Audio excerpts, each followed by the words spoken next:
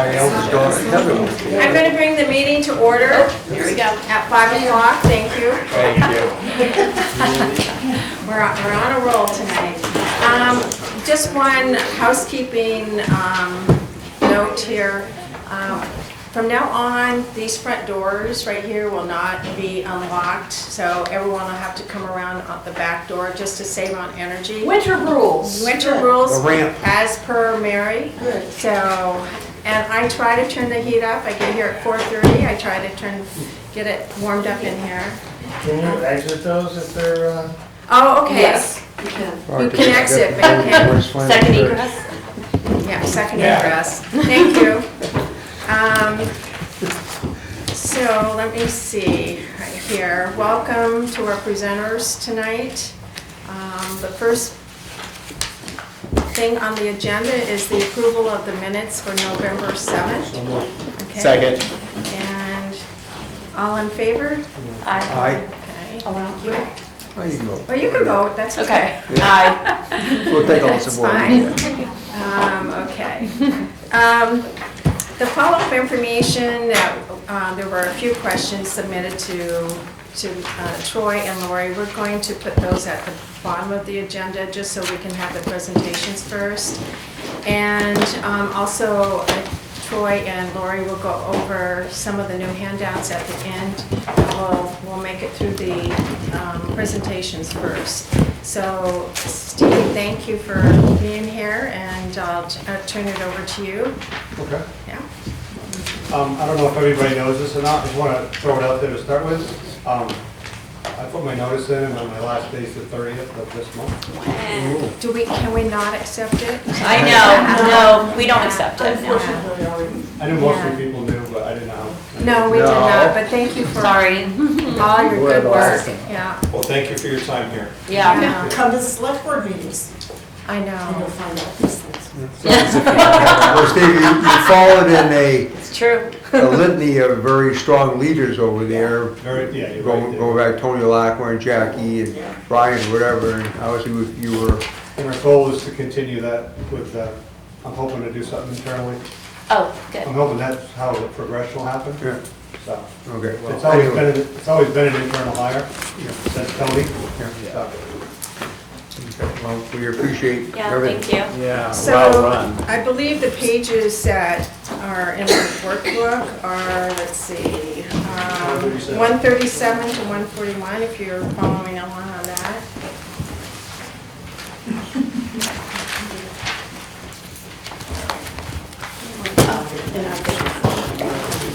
No, thanks. Yeah. All right.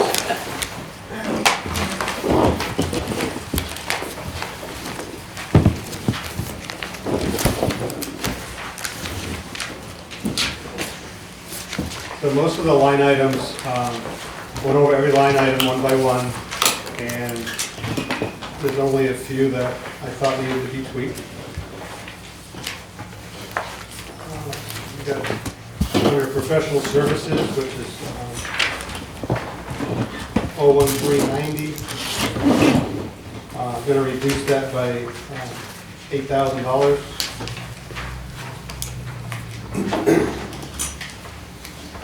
I'm trying to remember why right now. No No brush grinding. grinding. Right, that's the one. Yep. We hope to get that done this year, so then we've been 3 years since we've had to start collecting brush instead of burning it. So you wait until you get a good quantity and Because the then. guy with the grinder said a lot of the cost is to getting his equipment on site. So it makes sense to wait at least 2 or 3 years. That's good. So we're at that point, so we'll spend that money this year, and then it'll be 2+ years before we have to do it again. So that was a good reduction. And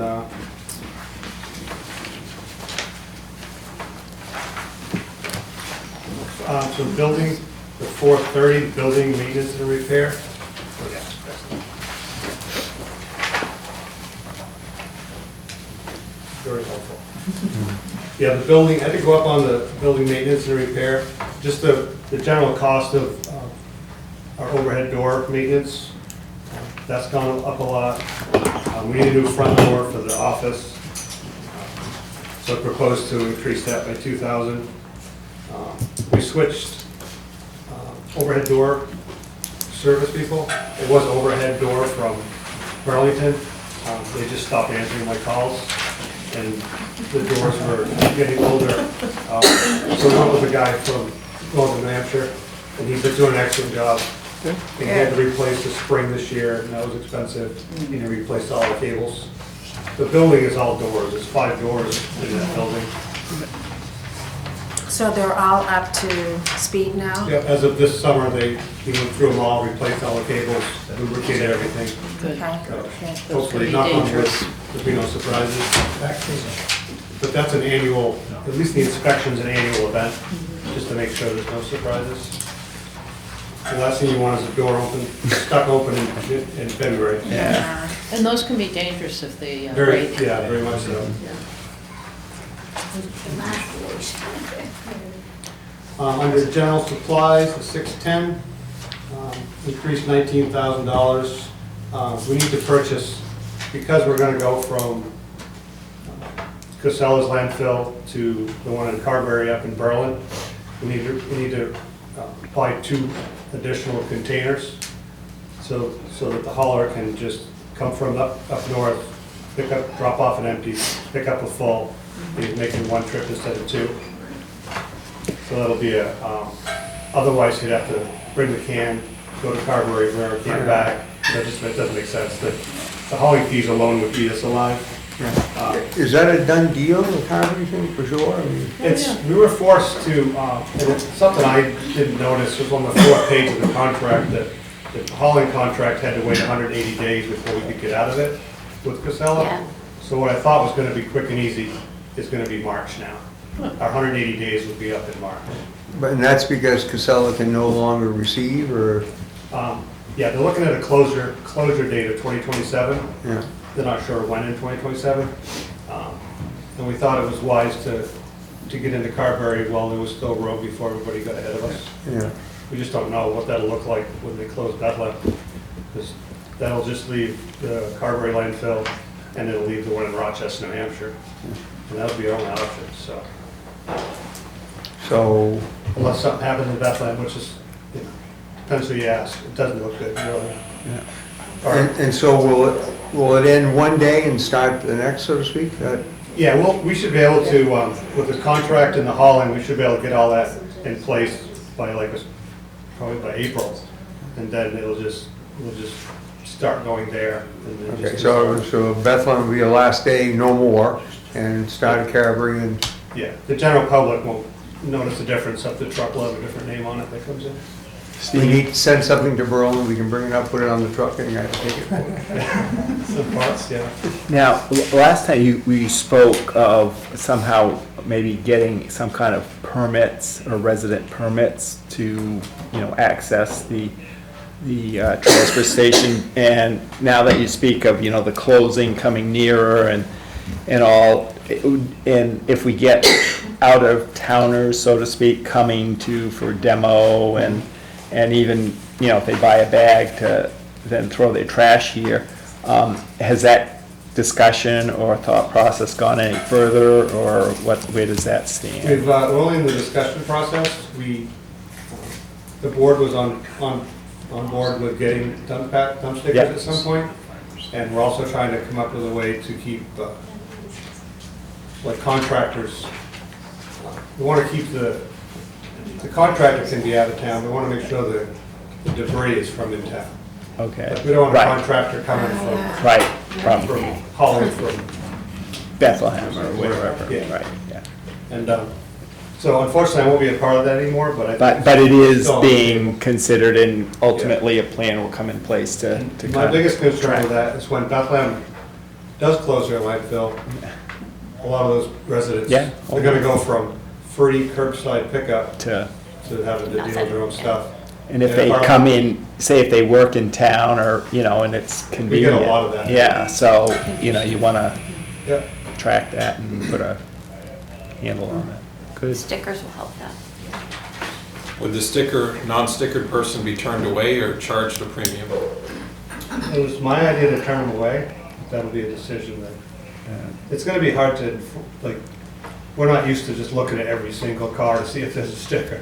It's gonna be The transition will be difficult initially. We just hope they don't dump it someplace Yeah, on else the in road town on the way out, yeah. That's always the problem with playing with the fees, is you just don't know what that line is when people Yeah. stop paying. So that's a big number, the 19, but it's basically to purchase those 2 containers. And once we have them, they'll last 8 to 10 years. I got a question with that. So the town has to purchase the containers, and I'm assuming they're gonna be brand new containers, and then they're gonna keep swapping them out, and at the end, you get a new one back, or you get whatever they No, drop you in at the end? get, that's the thing, right now we have 4 containers, so we have 1 for each of the compactors, and we have 1 spare. But we really need a spare for each one. So if he comes and pulls the trash one away, Sure, you put a need new one one in in the there. trash. Right. So he'll always use our containers for our facility. Yep. And those containers will be compatible with the compactors that you have, and everything will Yeah. work smoothly. Good. Next one, the 660 vehicle maintenance. I need to increase that by 1,000. The new skid steer that we bought and that we received in April, it came with rubber tires, and they're wearing out fast because it's always on pavement. So I'm going to propose I'm going to put the solid tires on that like we have for years. You get at least 2 full years out of them. You don't have to worry about flats. We already had to plug one of the soft tires. So that money was the tires are more than 1,000, but I'll just increase it by 1,000 plus the money that's already in there. Skid steer tires are $3,200 for a set of 4, so they're quite expensive.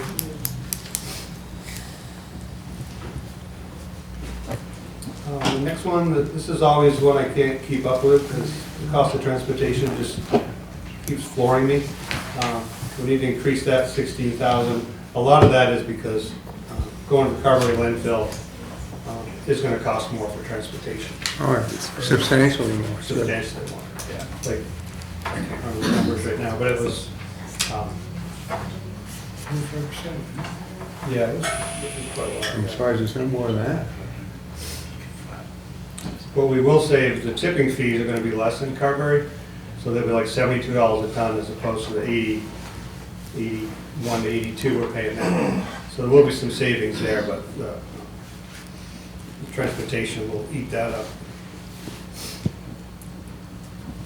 Nobody wants a landfill, but when they're far away, it's expensive. Well, hopefully that Carberry one, because the way it's situated, one of the few good things, well, not a few good things, but that they did in Berlin. Yeah. My father always joked in Berlin, he'd say, Steve, which streets are we going to do water repair on next year? And he says, the ones we paved this year. Yeah. But where it's situated, I mean, I don't know the specifics, but it looks like that could go forever.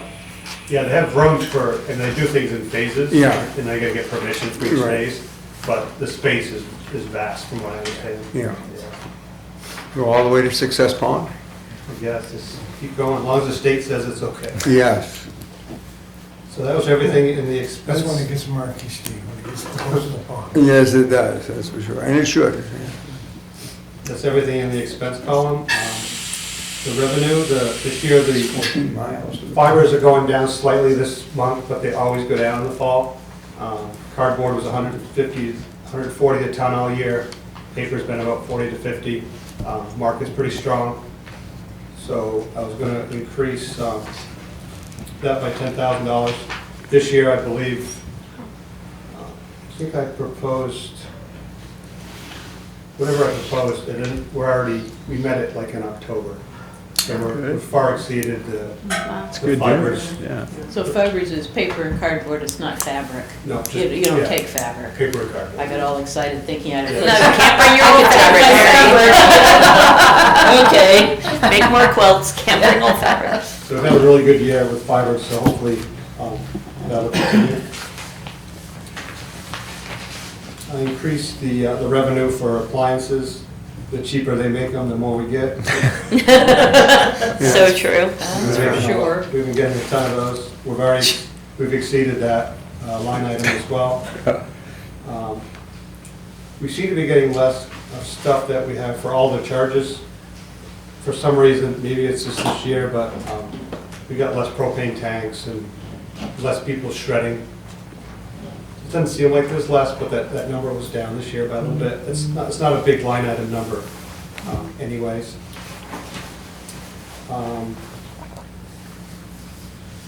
Scrap metal, I needed to, this is like the second or third year we've had to decrease the revenue for that. For years, we had a big, huge metal pile on site for like 20 years, and then DES never inspected us because they were shorthanded. Well, they finally, in COVID, they finally got enough people to do site inspections. So the first thing I had to deal with when I became manager, DES came in and they're like, you can't have that metal pile, it's not your permit. So we got digging, and we could only have two 40-yard containers on site at any given time. So I'm still trying to figure out, we're getting 3 cents a pound by Northeast Metal Salvage, which is a good price, but it's nowhere near the price we got when we used to collect it in volume. When they used to come up with tractor trailers and fill 4 or 5 tractor trailers at a time, the price was much, much better than it is. And it would still be today? It still would be today, it's just, yeah. Now, that's mixed scrap metal, right? Yeah, That's they call all it scrap light metal. iron, so it's, yeah. Yeah. So you don't have it separated out into steel and copper and aluminum? We do try to pull out copper, Copper, yeah. house wire, cord wire, Okay. some aluminum. We do some non-ferrous stuff. I'm surprised that scrap metal is considered a high environmental issue. It was there for, at some point, somebody decided to put that pile there. It had to have been Tony, but the permit said that we couldn't have it. So Brian, when I started, we were doing it then, and then we did it after. It was just, Well, I guess technically we could apply for a permit You're to right. Yeah. have more on site. yeah. What DES would want to do now is we'd have to put in some infrastructure, and instead of just being on the ground, they'd want a concrete pad, and then like with a backstop, so it was Oh, yeah. contained. When we had to clean that up, it was a nightmare, because there was literally, the dirt had just been rolled over the last 20 years, so the more you dug, the more metal you found. Mining, Yeah. it is. yeah. I think they call it a trench silo. The farming business. And the last item, I was going to increase the shingle disposal by $1,000. This year, I think we're 30% over shingles for the line item. There was one company in particular, and again, they were doing roofs in Bethlehem and Franconia, and we were getting all the shingles for good or bad. But we did make more money, but it also cost us a lot more for tipping fees and transportation. So just because you're making more money in some of these items, like you're making more money in tires, you're just spending more money to get rid of the tires. There's a little profit there, but it's not like it's all profit. That's a lot of work, too. Yeah. So I think that's all I got for the things we're changing. And Lori had told me this morning that you guys decided we're gonna pull, was it $100,000 from the fund balance to help road, offset the tax, It'll be 100,000 from taxation. from taxation, And yeah. 132.50 from So it'll reduce the number that we need from taxes. Yeah, his fund balance. Right, his fund balance is doing well. Yeah. It's going to go down, so we're gonna- Yeah. 100, did you say 100,000? Mm-hmm. Yeah, it's okay. on your sheet that I did pass out, but, Okay. so it'd be 100,000 from taxation. And 132,049 will come from fund balance. And the revenues would be the 376,3. So that gives him the 608,349 that he needs to cover his expenses. And I wasn't considering doing anything with the town bag prices. $3 seems to be pretty normal for our area. I know Franconia is like 5 or 6. They'll definitely want to come to ours. And Lancaster just decided they weren't gonna recycle paper anymore. So that town is now putting their paper in their paper bags, which is, I'm sure not gonna make any resident too happy up there. But, so I didn't wanna do, the bag prices are delicate because of what we talked about with the track. Yeah. You've done an excellent job, and this, the next question I'm about ready to answer or ask has no reflection on any complaints. But we're asking every department if there are any grants that we can apply for to offset some of our expenses. And that could be something that you might see down the road that the transfer station needs. You might say, this is something that we literally need down the road and we should start thinking about it now. Is there anything in that category at this point? The only thing I've ever done with grants is through New Hampshire the Beautiful, and we've done that with the balers, like $5,000 for the balers, $5,000 for the skid steer.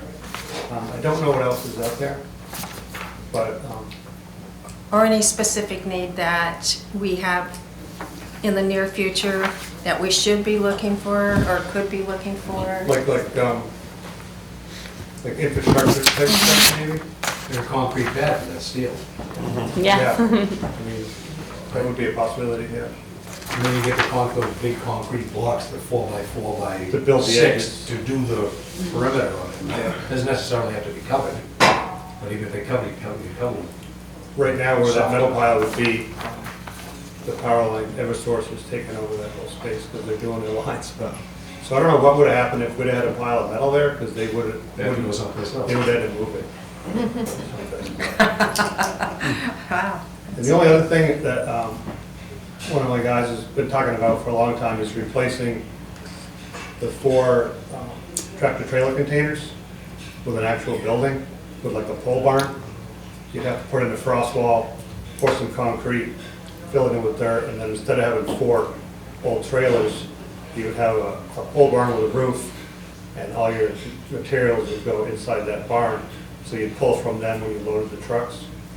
So you'd have essentially a concrete floor now, where at the same level that the 4 containers are. So I don't know what kind of grants would be available for. But it's something to start thinking about. Yeah. The one on the end is just, Yeah. we just put stuff we can set in there that it's rotted away. Body to fall out. Well, I hope you share that with your new successor. Yeah. But we really are going to miss you. You've done an excellent Yeah, job. excellent. So the floor of this pole barn would be loading dock height, so to speak? Yeah. It would be a lot of fill, but we have like 60 tons of crushed glass in the backyard that we could use. Yeah. Yeah. Yeah. And also, would you be able to take the stuff out of it? How does the stuff come out of the trailers now? By hand? With the skid steer. With a skid So steer? you drive up, instead of driving into it, right now we drive into a trailer, Yeah. pick up a bale, and Back load it in up. the truck, Okay. which would stay there, the dock would stay there. And instead of doing that, we'd have that whole building to put the product in. It's a great idea. When he mentioned it to me, I was like, who's gonna pay for that? I'm like, well, but it would be it'd be a forever thing, because you would need to replace those trailers again. Yeah. Art? Have you ever looked through DES or grants? I've sat in training and stuff that they have grant, stuff that Tara Albert puts on. And they had a whole module on grants and what's available through the state. That was, I don't know if you, I probably dropped the ball on that. or someone could take it, not Yeah. necessarily you, but Yeah. there are, through them, I remember sitting through a program with them, and they do have availability through the state that they do stuff, grants for different things. For the next 3 years, a grant is actually paying for my salary for the job. Wow, It's good. interesting Where are you talking about going? grants. Where are you going? The NRA, which is where the last manager ended up working. Huh? Oh, it's the Northeast Resource Recovery Association. That was the National Rifle Association. That's what I was. It's 2 hours in there. What's on their agenda, I just went to the annual meeting yesterday, and they want to change the name because of that, because everybody Yeah. says the same thing. Question on the dues. Is that the Penny Baker? Yes. Yeah. And that's by how much volume we ship out. That's how they get that rate. And that's going, I went to a meeting last Wednesday in Plymouth, and the dues are going down slightly for next year. Well, I just was glancing down, it was a relatively high item in your budget, so. So what those dues pay for, through Casella and through the Penny Baker, it pays for, they have a $5,000 grant for hazardous waste day. So it pays for, well, Casella pays the $5,000, and then the Penny Baker pays the rest. Hazardous waste event was $12,000 last year. Wow. So for that dues money, we're getting free light bulb pickup twice a year, and we're getting a hazardous waste day. Oh, that's great. Plus we're getting supposedly a better deal with through Casella. So I'm not sure how the Penny Baker is gonna, once Bethlehem closes, I'm not sure if that will dissolve or not, but time will tell. So to the Board of Selectmen on the sticker. So we're going to be continuing work on that and looking at that. Is there sort of a date that we should have this decision by? Just to, we don't want to be caught behind the 8 ball, so to speak, on this. I don't have a date. No, I would think when we really can. don't have a date. It was a discussion that we started a month ago. Yeah. And with things that are happening, it kind of got put on the back burner. Wasn't your When's highest your last? priority? No, it was When's your not my last day? priority. When's your last day, Steve? 30th. The 30th. Which month? This month, so we need to put it back on the margin. Which year? So it's something that we probably. We have to look at put other back towns on- and comparable back on I have no idea what the agenda, I think, comparable once- costs Once all are. the dust settles from the. Yeah, because from the we used to have transition. stickers when we had the old I grew up with a dump. dump sticker, Yeah. yeah, you where I know, grew up. and, Yeah, we did. and I would think you'd want to have this where the switch over to Carberry is coming in March. Yeah. So you don't want to wait too long because you're going to get bombarded with these out of towners. And Makes you wanna sense. have Yeah, a- but Casella We're not doesn't gonna get close till bombarded the end of until 26 Casella or closes. 27. Yeah, like, I don't see us getting a big influx, Well, but- like right away, but. Casella But closes. you want to But what- do it sooner Yeah. rather than Yeah. later. But you were saying the contracting fees too, a lot of people, contractors are coming by with their Yeah. waste, Yeah. that maybe we, Yeah. whatever. We emptied There's up no our, major rush. 40-yard C&D 3 times this week, and it's already a full load in the bay. Yeah. I mean, that's That's a lot. 150 yards of C&D in 4 days. And we don't have that many Jump in the projects arc. in town. Lithium ion batteries. I know that all of a sudden it's a big deal now, where the state's saying that there's a big cost increase Charge. to get rid of them, but it hasn't hit yet. No, we're paying like $1.25 a pound. That's one thing we've talked about, is maybe charging like $1 just for the tool batteries for now, just to capture some of that cost. It's But going even the up. little ones, the alkalines, the people that bring in buckets of batteries, they still have to get rid of that stuff too, right? It'd be hard to charge people for like, they bring in 2 AA batteries. Because you know, they just throw them in the bag. Yeah, but the Yeah. tool batteries are, they're They're heavier. big, Yeah. yeah. Yeah. And there's a law that just got passed this, I think it's in July of 2025, it's gonna be mandated. Exactly, that's what I'm Just talking keeping the lithium ion batteries out of the trash. How are we gonna police that? Oh, gosh. No It's The probably ion more, sniffing dogs. Yeah. it's probably more an educational, public education piece to think about, yeah. Well, problem is when you take them to the transfer station, if you're gonna charge them, they're just gonna throw them in the trash. Then you gotta go looking for them. Well, there'll be some right-minded citizens that, At least you. that'll do it. Well, yeah, I so. mean, you used to be able to recycle all batteries, and then you couldn't, and Yeah. now you can. So, I mean, it's confusing.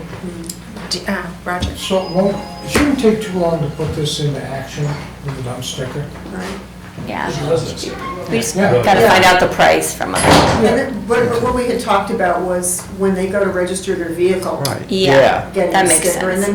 then we have to flesh it out, if you've got more than one vehicle, is there a discount for more than one vehicle? Do they have to pay the same for both vehicles? What's the fee gonna be? And that's something that we will talk about, but with the transition of Steve leaving, I think we need to probably get Steve's input and then Meet with maybe him. right after the Yeah. first of the year, or maybe even late in December, you know, because right now we're building up towards town meeting and bond hearings and everything else, so it's like kind of, So You should that- have meetings every night, Linda, I'm sorry. That so fee, you're running for selectman? I'm heading south. that fee you're talking about associated with that, that would just cover the cost of the The stickers? stickers. Right, okay. Yeah. Okay. The problem with doing it with registrations, it would take an entire year. like To my catch registration- everybody up, Yeah, I yeah. don't register my car till November. Right. Yeah. But that's, I I think it mean, needs that to be could, more of a, like a one time, you have to Yeah, show like- up between, like a month at the. Like register your And- pet in April, that, I mean, and Well, put your if- dump we could do it sticker. at the facility if we had support from, Town clerk. yeah, because we need to know who the residents are, Right. like, we don't know. But if you had access to her database, you Yeah. could, Yeah.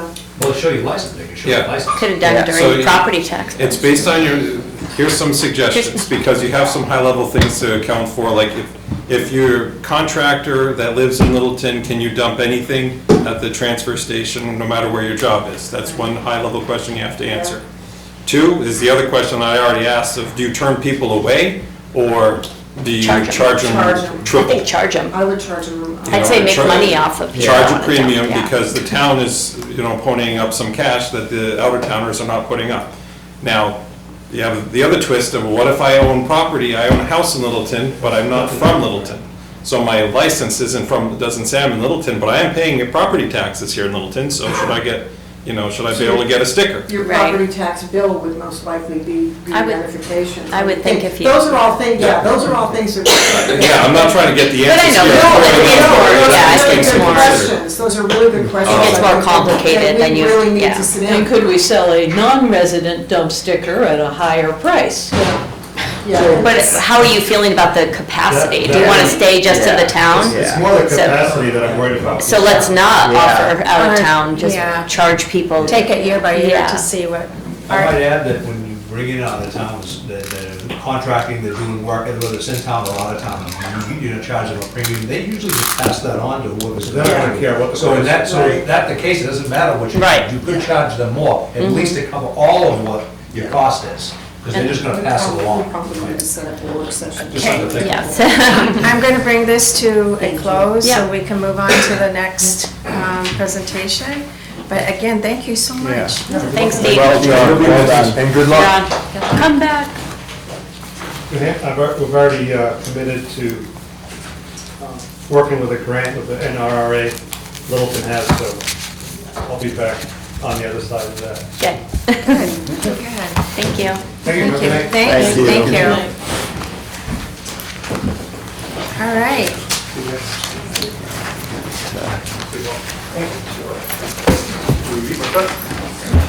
Now we're going to 49.55. 49 and 55, and we have a couple of warrant articles there too.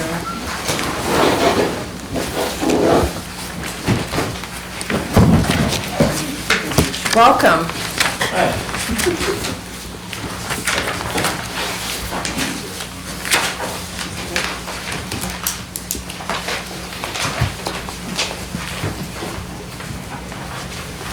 Thank you. Thanks for being So, here. where do you want me to start? I think everybody has basically, all the ones that I've seen here, you guys have we've gone right down the additions and subtractions on your first page. So I think I'll do the same thing. So, has everybody found the budget? Yes, sir. Yep. Okay. So we're 4210. Some of these are pretty self-explanatory. For example, permanent positions, 110. There is an increase, but the increase is due to, obviously, the 3.5% for the non-union employees and both the union contracts, the ASME and the SEA contracts. So we're mandated contractually to comply with those increases. Just, Okay. go ahead. Do we have that grant-funded position still, or did that? Yes, go? it's still Okay, in there. okay. I was gonna get into that, because Okay. you asked about grants, but yes, there's a grant-funded position in the budget, but we have to budget for the position, and then. Then you get revenues, reimbursed. You see it on the revenue side, is that correct, Lori? You don't, there's not an automatic deduction in the permanent positions line. But you'll see that there's an $88,000 revenue for that. Thank you. Again, under ASME position, the administrative positions, which is 120, there's an increase due to the contractual obligations of the new contract, the ASME support staff union. I had 2 individuals in the department that fall in that union.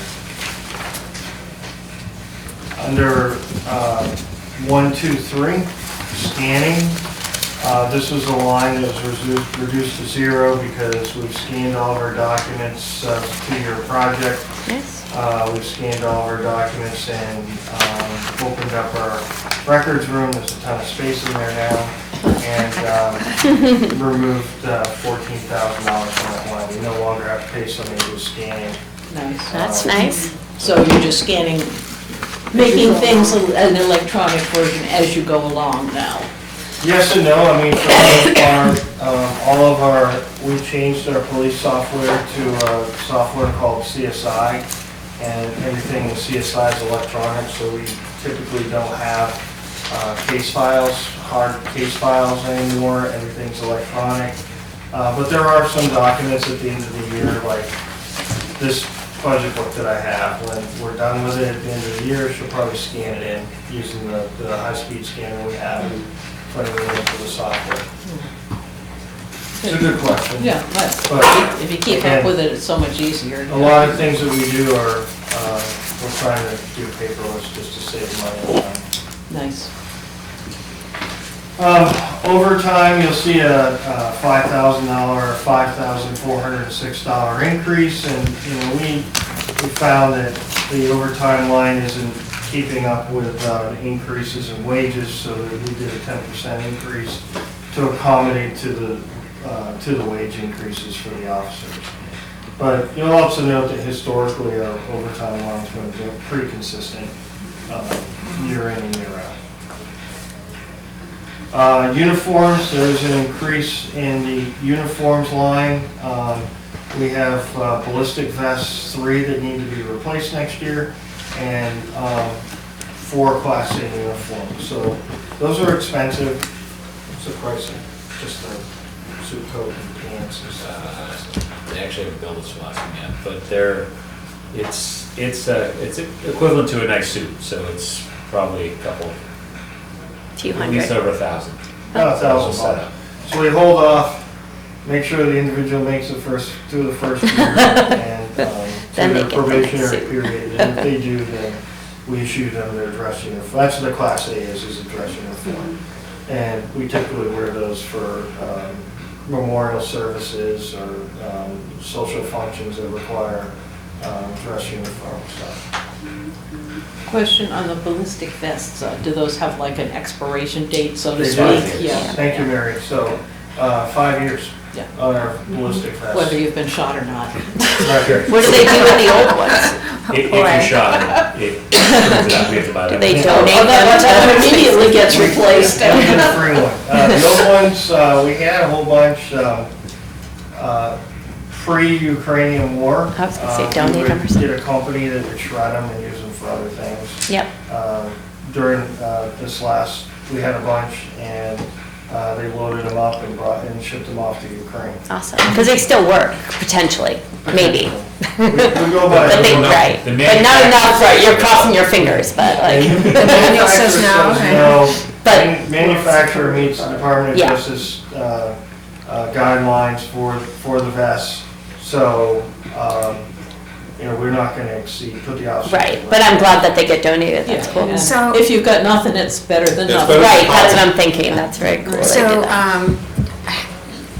Normally, if you have new police officers, do we have much turnover anymore? Because, I mean, this is part of it, of why you You know, need new we don't uniforms. ask that of other departments because then we curse them. Okay. But I'm sorry, I we are won't ask, I'll currently at retract. staff. But generationally, you'll, like I've said this before, you know, you look at 19 months to 2 years as the average that this generation will stay at a particular job. We have the officers sign a 3-year contract with us, but, you know, depending on, Yeah. you know, where they're from originally, wages, if we're competitive with state agencies or other Yeah. agencies or morale, they may go somewhere else. Well, that's part of the. And those question. contracts Yeah. really only work one way. I mean, if someone leaves 2 years into their 3-year contract, what are you gonna do? I mean, you can't, slavery has been outlawed. Well, it's not slavery, but we try to get our, some costs Do you? recuperated for example, the Class A uniform that, you know, we can't replace, and things like that, so. Okay. Stuff that we can redistribute, we don't charge them for, and they have to pay back their training costs. Oh, okay, But it's not 100%, it's based on the amount of months that they've already served, so. okay. So They you do turn in this, their gym pass or their gym, their gym fee or their gym pass. No, I'm we just don't. kidding. No, it doesn't, it's equipment Yeah, and I- time, for wages that we spent on the training. so contractually, you have some redress on We that. get some, Yeah. yeah. You seem to have longevity, though. We have longevity. I've recognized, since I've lived here, a lot of the same. Well, people my around the question place. was basically for the uniforms, because, you know, like you said, one uniform, if a new person comes in, that old uniform may not fit the new person. Oh, It never does, right? Practically all the uniforms that we have are tailored, Mm-hmm. so, you know, it's not gonna fit a new Yeah, person. yeah. We may get an individual that comes in initially and we're like, make it fit until we can get you to the outfitter to actually get you your uniforms, but, you know, a pair of pants is $80. Yeah. You know, the minute you put public safety on something, Price goes up. it increases the price tremendously. Yeah. For something like that. All right, I'm sorry, go ahead. It's interesting. Great stuff. questions, but also for those of you that don't know, this is Deputy Chief Gardner, he was here last year. You must all He know. actually ran the department for the most part while I assisted down in town offices and operations, he does that as well. So he's here for technical questions and stuff like that, when we get into some other things, he may be able to answer better than me. Because we're a team, I don't possess all the knowledge. And he helped develop the budget too, so if you guys hate it, it's his fault. Now that we have that clear. Yeah. Jim, thank you for serving in that capacity while Paul served in a different capacity. That's right. Thank you. So moving on to telephone and communications, you'll see that there's a decrease because we switched our fiber costs. We Fidium. went from First Light to Fidium, which is a newer system, and I think we increased our speed Yep. from what we currently have, and hopefully that'll make a big impact once we can completely change over to our Office 365 and our whole, get everything on the cloud, speed everything up, and it'll make our department much safer. Yep.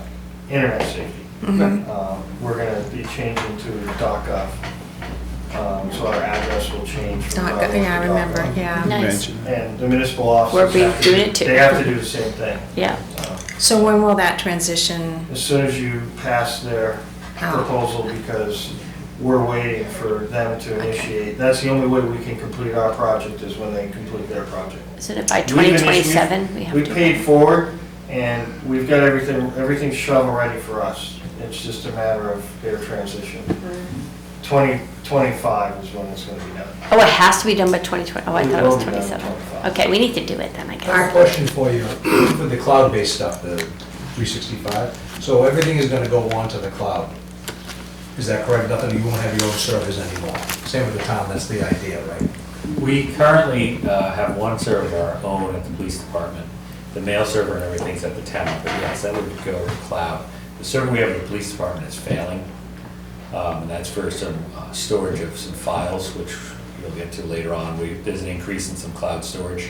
That's mainly for that server, but the cost of replacing that server is astronomical compared to the. Why I'm asking is because I know like, it was sometime through this past year that the internet went down. You couldn't get gasoline, you couldn't use your credit cards in town, right in town, it was like a day or two, so it did that for a long It time. didn't go down for us. It did not go down? Okay, so I guess that's what the That was question is. that was a So spectrum you're looking outage. something up, you're looking people Oh, I up, you remember gotta go to the cloud. You Yeah, can't get to the cloud, that's a whole other problem, right? We So have do you need a redundancy, server? we have redundancy built into our system That's as well as storage and so we have what's called dark fiber, which goes to one particular location. We use Fidium, but should Fidium go down, we can call, our IT provider has indicated that they can switch us over to somebody else, if it's long-term. Also, we can do things wirelessly through Motorola and FirstNet. My only concern was the same with the town, is that now if you can't get to the cloud and you need something, if you pull somebody over, or you needed to run a background, so you can't get to there, and you don't have a server, any type of backup, Yeah. to get to that, would be an issue, but you. Right. It hasn't happened. Right. And a lot of our system is joint with a dispatch center, which is in Haverhill. So any outage would have to include them as well, because they would be able to access records and that sort of stuff through our system. It'd be pretty catastrophic at that point, and it would impact us regionally. I mean, greater than just the immediate five-town area. Would it be worth it to have a server backup, and as a last case, in case it was, you were catastrophic? Most of our systems now don't have that option. The data is safer where it is. Oh, sure, the data center would be safer, but it's getting it, access to it. In the case of a massive emergency, so FirstNet, if you're not aware, is a project through AT&T, but we have, as public safety, we have priority on their networks. So if they come in with emergency towers and that sort of thing for some massive catastrophic event, we will have our services turned on first and quickly. We have preemption and priority, Yeah, as you and should. they'll send a trailer up PD. specifically to Littleton per our request if we have no service. And we could run our department off of that wirelessly. Okay, that's good to know. It would be unpleasant, but we could do it. Yes. Yeah, The video would be slow. and you can't prevent everything from happening. Right. Moving on to 342, data processing. There is an increase of $5,000. I believe that's what you were talking about. I can pull it up here too. It may be. But the increase is primarily for software programs and obviously monthly cost adjustments. So, with any type of data, they're going to increase it $10, $20 a year or something like that. Part of that, I believe that's the line, part of that increase is removing our cruiser cameras, which are currently stored on that server, which I believe is a $60-something thousand replacement cost on that server, to the cloud. And we've got 4 cruiser systems with 3 cameras in each, so that's a 12 camera upload to the cloud. So it's increasing our fee there greatly. John?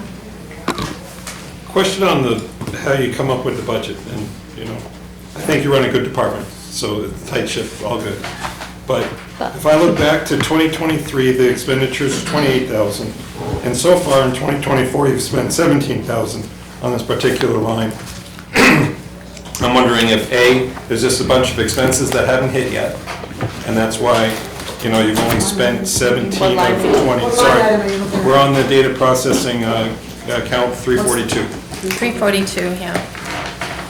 So I'm So you're asking about what exactly the increases are or what we haven't expended? I'm asking what's causing the increase when, historically, if I look at how much you spent the year before, like So- last year. So it's- part of that, I so see what you're doing. there's a little confusion today.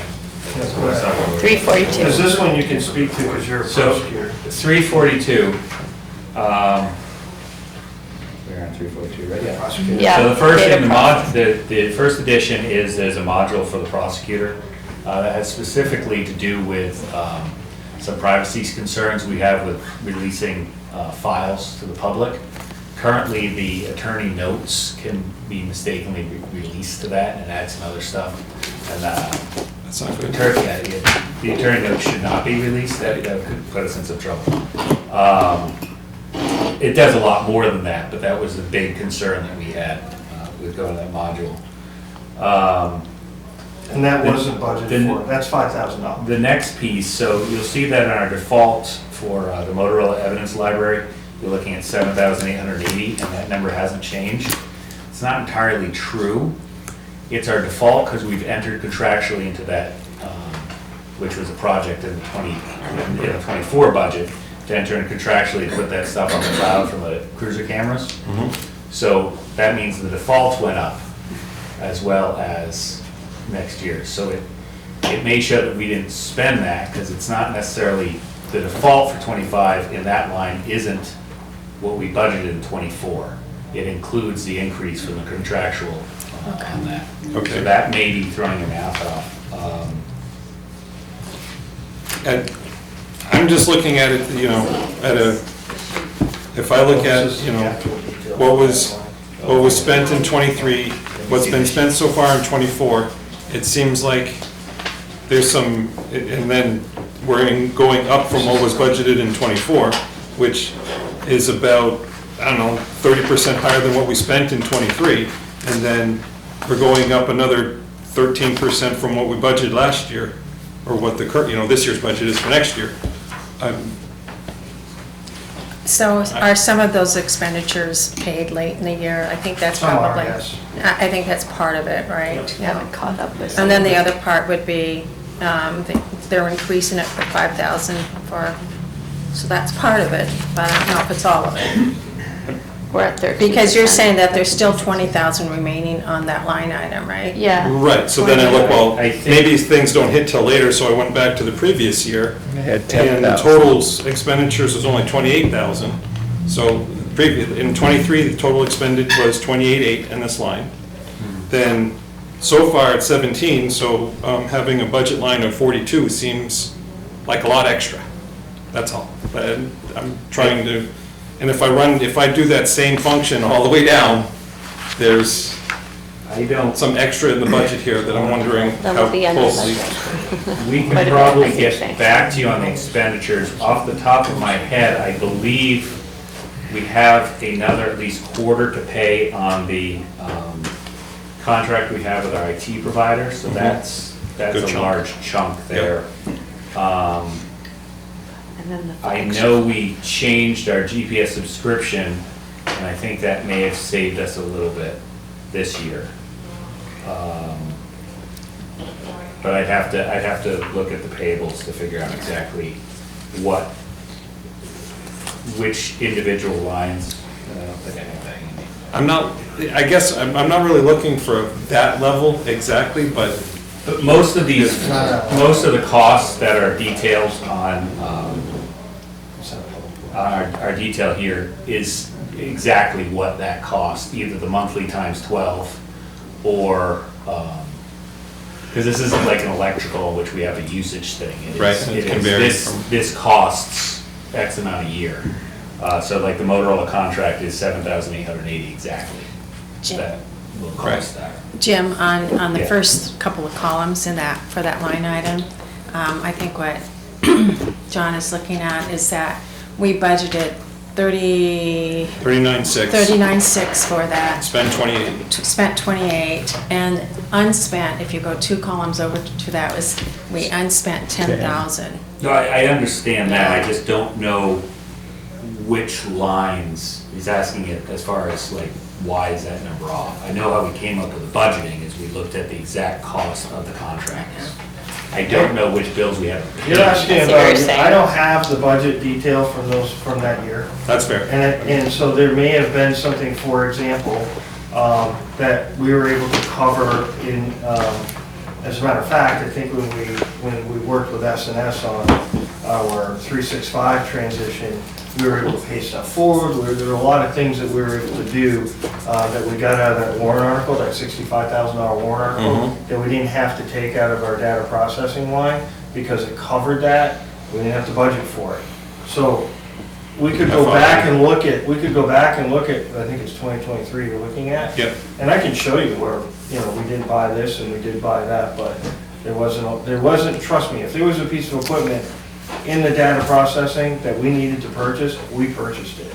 Because everything's evolving for us. I mean, with our cameras, our cruiser cameras, everything like that, we rely so heavily. This is probably the biggest growth area that you'll see in all departments. Right, yeah. Is here. I mean, I welcome you to come into the department. We can show you, because I have my budget book from that year, and we can show you, yeah, maybe we budgeted this amount, we didn't spend all of it, and we can show you why. I just don't have that here. Okay. I have exactly what, and the deputy chief's absolutely correct. We can show you exactly what we budgeted for, line by line, that will add up to the total amount in that. All right. As a matter of fact, I can show you, I can hand you the details. So.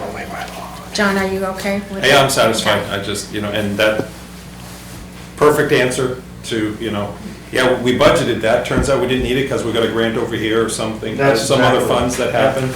And so for me, looking back, it's like, why are we upping the budget when we haven't spent anywhere near that year over year? Sure. So, but it's all fair. Yeah. So, continuing? Thank you. Yes. Well, that's a good question. Thank you.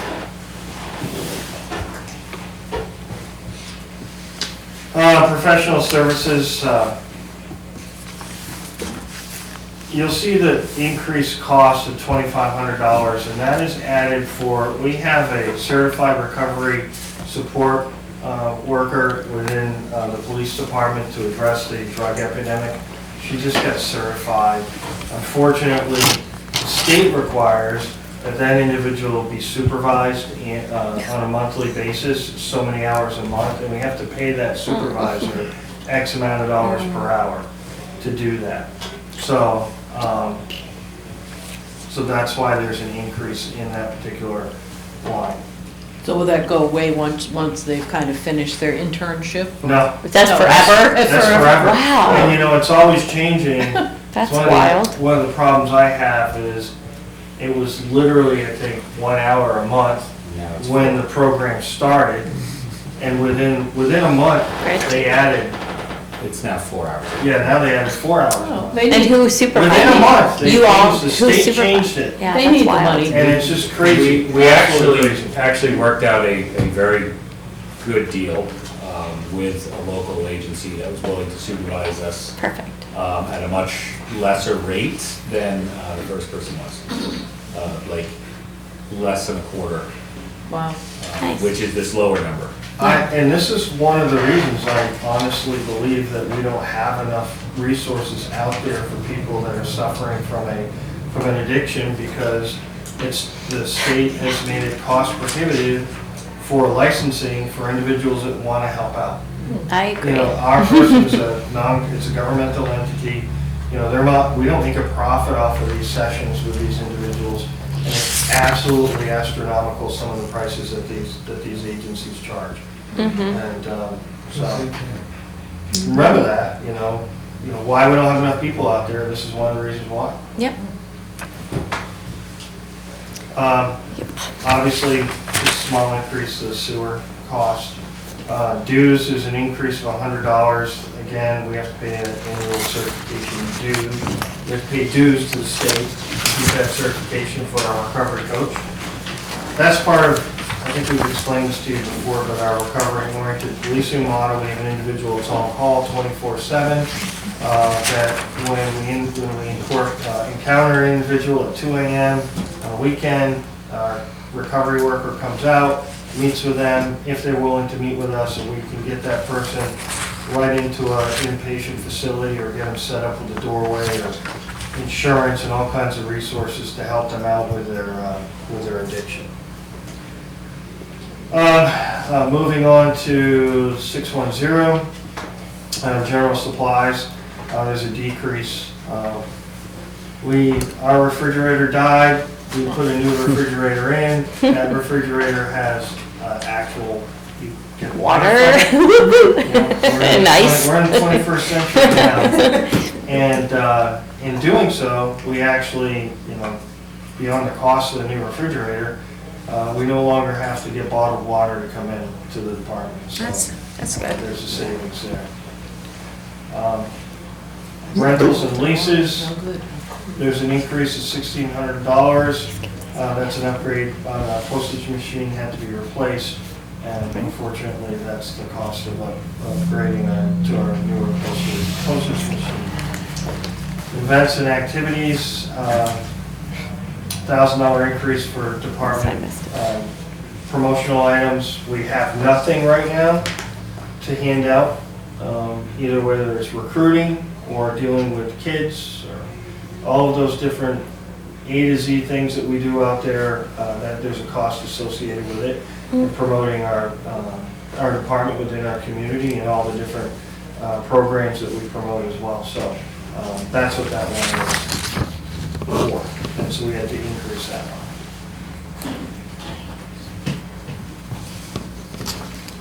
Moving on, you'll see under general supplies, there's an increase of around $600 for an additional 10% due to the cost of our ammunition, unfortunately. That's our training costs. We're competing with several nations. We have a lot of ammunition, so there's a cost increase, and obviously the increase that we have with inflation.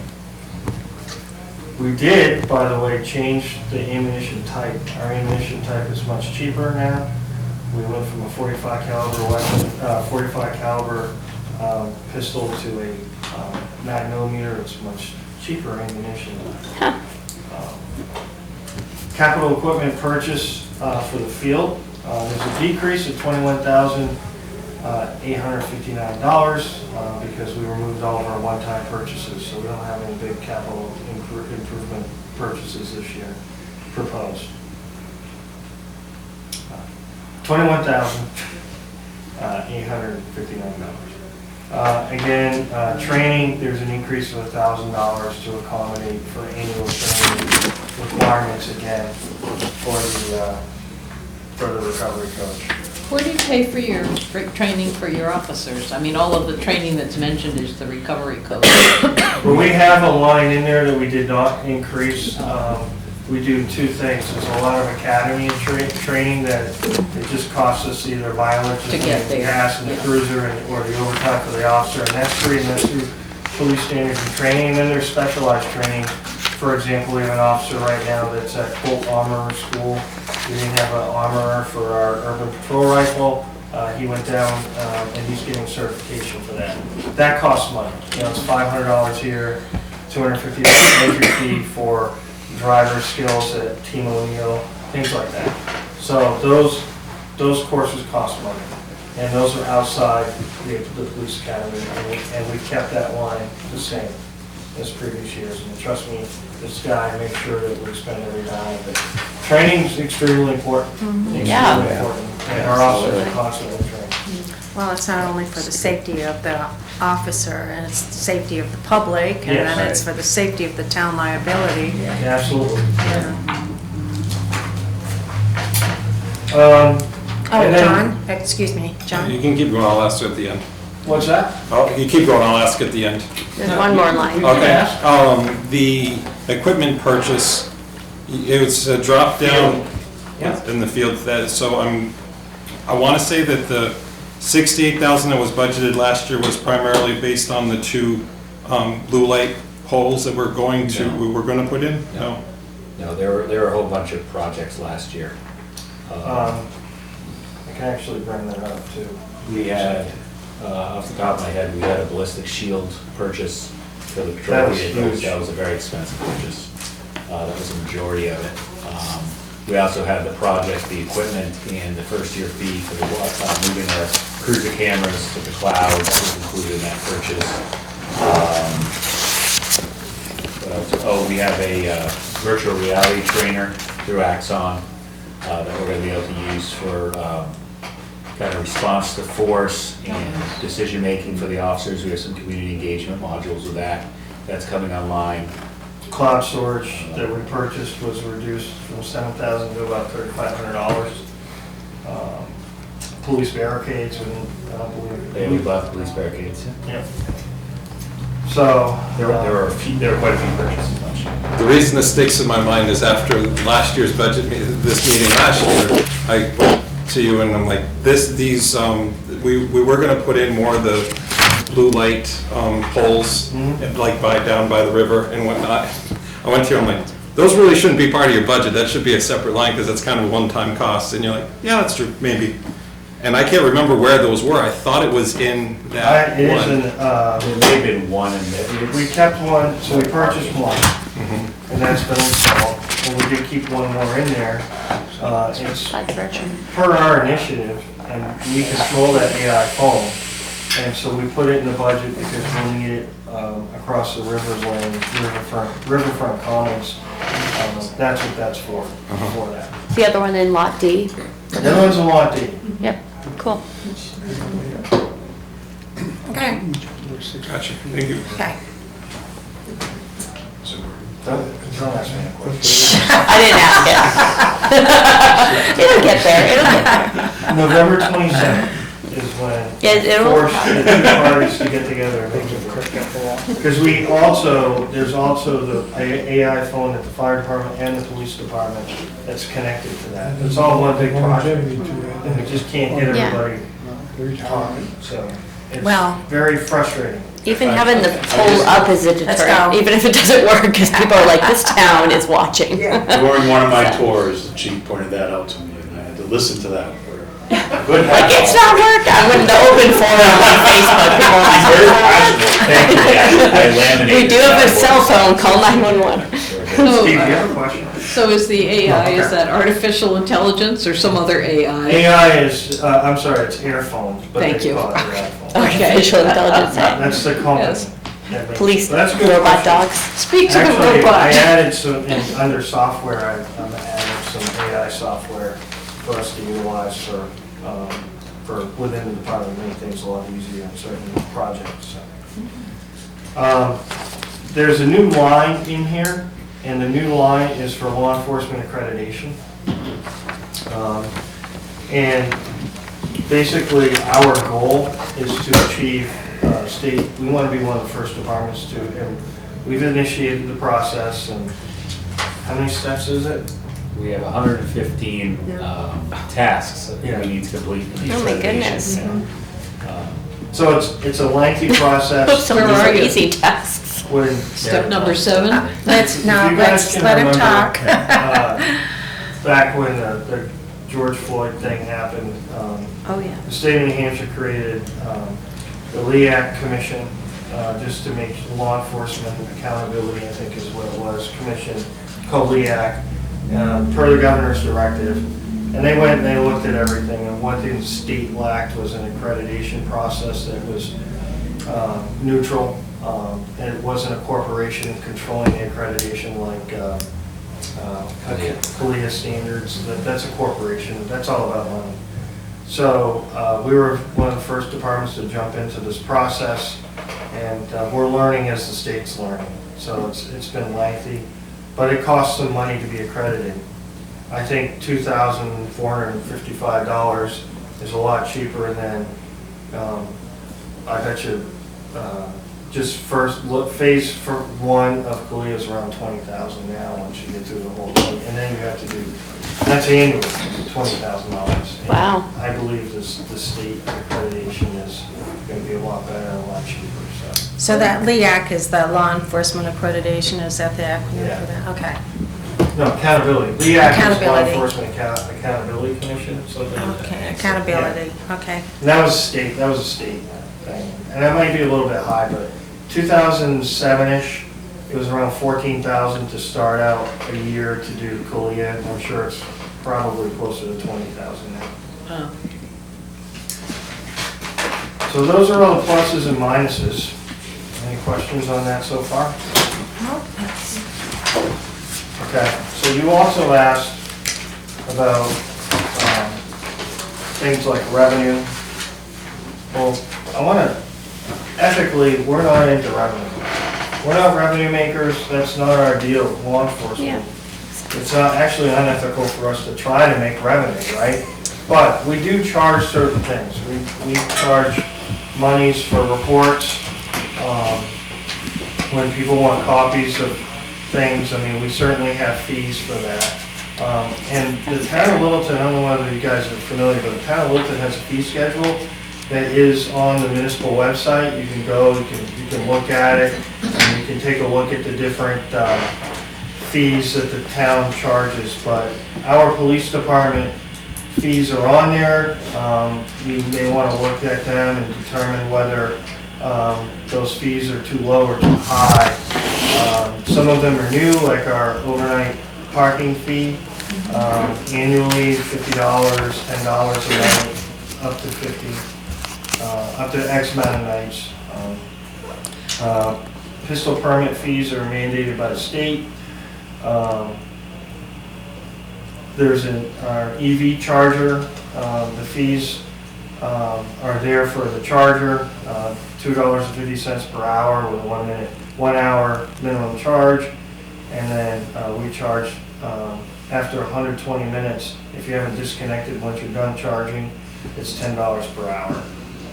It also has all of our parking ticket fines in there. I think where it came up about, covering events, the police department covering events for nonprofits and things. That's Okay. where we were. Sure. questioning. So that's a policy, I believe a policy question that the board has to address. We certainly have, we charge details. For example, currently, we charge $60 per hour. I'm sorry, that's what the officer receives, $60 per hour.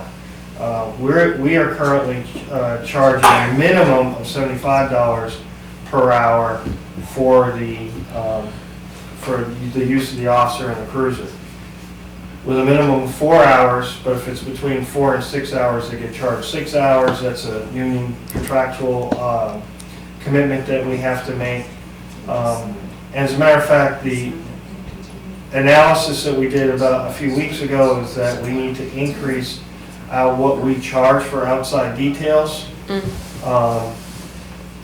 But there are events in town that we don't charge, I think and we that- should charge. Like the Like Christmas when parade, she- probably. See, Yeah, we're last name 'em. week we asked the board to basically look at all fee structures and charges across all the departments. And so that is the reason why when every department comes in, I ask, just so they can hear all the things that you think.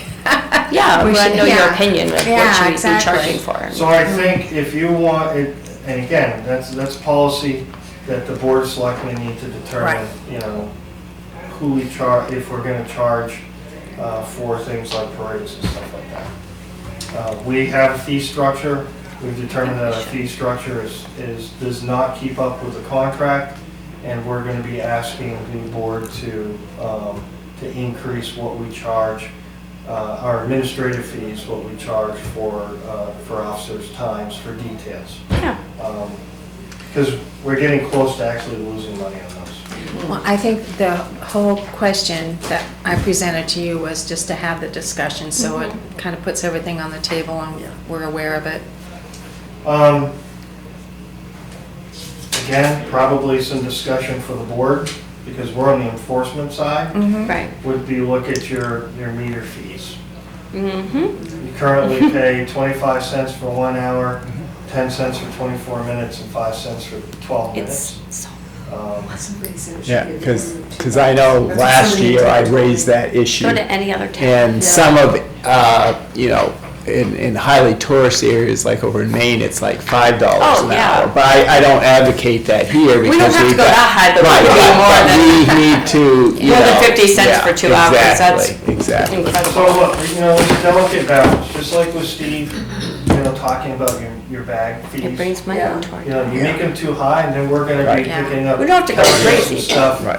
on the end, and trash at the end of the Yeah. road somewhere, because people are dumping, which happened. Mhm. Back before we had a reasonable system, we had all kinds of illegal dumping calls all over the place. So you don't want that to be too high, right? Well, certainly you don't want your parking fees to be excessive, No. because you want our Main Street to be as attractive as it is, but But $2 at some doesn't make it point, unattractive. are you covering the cost Right. of enforcement? Yeah. Yeah. Right? Exactly, I think So- that's the main thing, And yeah. and we do have free Lots of free parking, it's not parking. all that far off the Right. main street, We so. have a ton of free people- parking, and I encourage everybody out there to look Use at it. our town website. where we There's have so lots of much. free That's right. parking. I think tourists that come in expect to pay something, and Yeah. anybody who's local knows where all the free lots are. So Exactly, you know. people that come in for the weekend, they're expecting to pay So- quite a few dollars When a when we day. had the parking study, I mean, there were a lot of people that said, oh, yeah, I park at parking meters, I don't mind paying for it. Now, I'm a cheap person. I've never put a dime in the parking meter. I always go up to the free lots and walk down. But those who don't mind paying for the convenience, don't mind paying for the convenience. It's really so. But I also expensive. think that you raised a good question about, are we even making our paying for Right. enforcement on Yeah. that? And I have no idea what that cost, and I don't know how much we get through the I meter saw the fund. numbers were But someone shocking. needs to be looking at that, just to make Well, we sure. monitor very closely on what we're making annually. We'll have those numbers out probably around January, but we make around 70, 80,000 that goes in, but then we pay for Right. things like parking lots and painting and line striping, some of those costs. Think about if we that just we can doubled there. it, even if we just Um, simply doubled it. So, I know that's a very delicate thing there's a lot of citizens that don't raise it because that attracts people to our Main Street. They- So you can then also look at our fine schedule. Both of And- them, And maybe. look at, is $10 enough or too little for overtime parking? You can make that adjustment on either side. But we're on the enforcement side, we'll Yeah. do the research if we're directed to do that, looking at other municipalities and what they're charging, if we're high above it. We've done this numerous times, and I think there's only been a few changes since I've been appointed, Yeah. so. I'd like to look Our at that. uniform fine schedule will also be posted soon on our website, and you guys can look at that as well. What is that? I'm sorry. Our unified fine schedule, so that has been updated, that was updated, you did that just a few months ago. That's everything from how much somebody gets a ticket for unnecessary noise, how much they get for that, how much is a first offense, a second offense, and so on and so forth. So for example, open container, public drinking, that's a $310 fine. Okay, so that fine schedule was adopted by the Board of Selectmen, and that is available to the public to review. Any questions on this? How many people have signed up for the $50 overnight? Or around, how many permits has that worked out, It's actually basically? quite a few. I would think so, and I was But I don't hoping. have those numbers with me. Because some of we them don't were go over renters, parking, and so. yeah, I bought one. Yeah. I mean, I needed to buy one. John had a question? John? If someone has to pay a fine, like let's say a speeding ticket or parking ticket or some of those other fines, does that go into revenue for your department Okay, or so, how does that work? that's a great question. So, no, it does not go to the police department for revenue. Those are civil, these fines are under town ordinance, okay? Okay. So, a speeding ticket is state, that goes to the state. The fine money for us Goes just the general fund. goes into the general Oh, fund. okay. But we have made the change in the near future. We've got to change our actual forms, but they will be able to pay them at the police department in an additional place. Yep. But the money goes to general fund. Can people also pay online or like with a credit card, or do they have to They mail can in pay with a something? credit card in person. But there's no like online payment kind of deal We're yet? making that change right now. I mean, it's kind of modern, I don't Parking know. tickets you can pay online. Yeah, it'd be great. It's kind of Some people modern. don't care, they're like $13, $20, I'll pay, For a lot of fees that we have at the department, you can pay online. Yep. For example, if you report, if Yep. you're getting a report, you can pay that online. Cool. Some of these fines are a little bit, that's why the deputy chief had first we needed to get the we need to update the uniform fine schedule so that we can work on online payments for these. But, yeah, I mean, it's certainly, we don't benefit as a department from the revenue. That can be unethical. Like, Right. you know, when you need a new car, you're gonna write 20 more. That's Right. completely unethical, so Right. he is correct, it goes to the general fund. Yeah. And it should. So anyways, any more questions for the police department? Well, And you have a dispatch too, right? we have dispatch, but also you talked about grants. Oh, okay. So with grants, we have a bunch that we do annually. And we're always looking for grants. For example, somebody brought up our officer that's assigned to the task force. We get $88,000 for that individual. That grant increased from $65,000 to $88,000. And we're hoping it's going to increase even further because it doesn't cover the entire cost of the officer, but Close, you know, probably. almost. Must be close, yeah. Helps. And is that ongoing? I mean, As does it long as have? we're participating in it and, you know, programs like that, and most of these programs are drug-related programs, I think that it's making a difference. I believe our overdose deaths have decreased in Littleton this year, and you know, it's making an impact on the community. But those investigations and those operations, there's a cost to them, and so these grants assist us with that. So the first grant that we try to get annually is the Northern Shield grant, and we do this we coordinate it through Berlin PD. They're the actual grantee. It's a $20,000 grant, so we work through Berlin Police Department, and we say we'd like, and it has to be associated with fentanyl, and they distribute the money, whatever's left in the pot, to us once we've provided the proper documentation to them. The next one is what we call OCDEF. OCDEF is Organized Crime Drug Enforcement Task Force. This is with the DEA. We get reimbursed for money, time that we put into methamphetamine investigations and reporting. That is an ongoing reimbursement agreement with the DEA, and that starts at $5,000. Once we've used the $5,000, then we simply submit a document, and then it starts all over again. Marijuana eradication that we just renewed. Yeah, That's, last meeting, I think. we just had, that's $10,000, up to $10,000 annually. But that's more higher at the organized crime level. That's not us going out there and arresting people who are, who have a marijuana, you know, smoking marijuana in an alleyway or something. We also have, I told you the $88,000 for drug task force.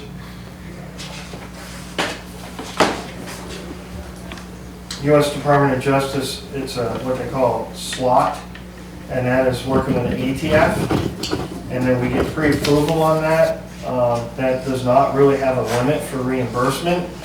We just need pre-approval, but any investigation or overtime, anything associated with firearms, weapons, which we do have a lot. In our evidence room, for example, that needs to be logged in nationally. We can pull a person in on overtime, and the ATF will pay us back with that on that project. We also have our highway safety grants. This year, it's last year was $12,000, and we've received pre-approval but not signed documents for another $12,000. We just submitted that. We just signed it in October. September, October, it's for federal fiscal year 25, and that's for another $12,000. That's for the overtime patrols for DWI saturation, clicker ticket for people wearing seatbelts, or kids, youth wearing seatbelts, things like that. Cell phones. What's that? Cell phones. Cell phone use, yeah. So, And that's a big one. and then our recovery-oriented policing model, we still have around $30,000 left of grant money left in that balance that we utilize to pay the individual to, right now, we use it for emergency shelter, transportation costs, training for the program, as well as the on-call pay for the individual that's on call. That's the recovery worker, and that's $30,000. There are other grants that we potentially out there, but the Department of Justice hasn't released those numbers. Well, thank you. Great, thank you. It's good to be updated on those every once in a while. Yeah, appreciate that. Any other questions? Who's the name of your recovery worker? Jamie Allaire? Oh, okay, I know her. Thanks. And John? If the budget doesn't pass, where would you have to cut? Ooh. Hopefully not the That's a recovery tough worker. I will tell you, if you look at our numbers, we're only 2.5% Right. 5.51, yeah. last year's budget. So that doesn't give us very much wiggle room. I haven't asked for any real capital purchases. It's all operations. The only capital purchase is but- for the cruiser, right? The only one is for It's the the reserve fund. cruiser capital reserve Reserve Yeah. line. Yeah. But no new Within this things. budget, Right. there's nothing excessive. I don't know. But since it's so stable, there's not a whole lot that you'd have to cut either if it failed. So again. That's not true because, you get into, there's about a $66,000 difference. So most of that is on the personnel line side. Those are mandatory contractual things that we have to do, period. So now you get into operational things, quick. And I don't know. That'd be a pretty tough decision to make, as it always is. I hope we don't have to get there. All right. Me either, so. Yeah, me either. Just want to point out that we had, if you look at the municipal annual report, last year we did 13,000 calls. And remember, somebody sat in this room earlier this week and said we may have 6,000 people. Maybe for paying taxes you do. And it's not all 6,000, we know that. But our community is a hub community, and, like it or not, we service a lot more than 6,000 people. We are, when we talk about the community, Littleton was third in the county, behind Lebanon, with felony Whoa. indictments. Okay, we're working hard. Wow. But even that 2% would have an impact on our department, on our operations. All right. Not to say that you're not working hard, Yeah, I know that. and we have to It's figure out. That's a good fair question, yeah. Fair question. So dispatch, Yeah.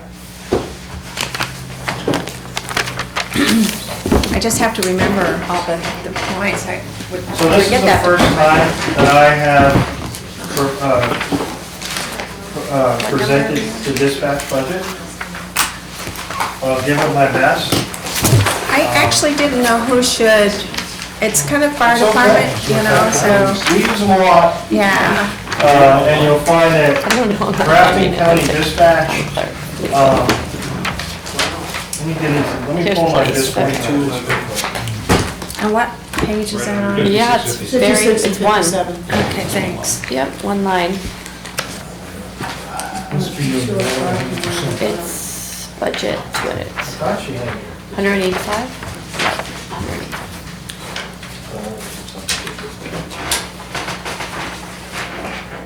Okay, here we go. So,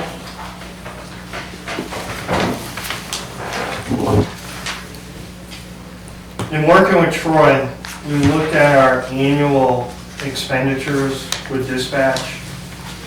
We believe that it was over budgeted last year because our expenditures quarterly were around $44,000. So I contacted the new dispatch, the director of communications, Theo Peranto.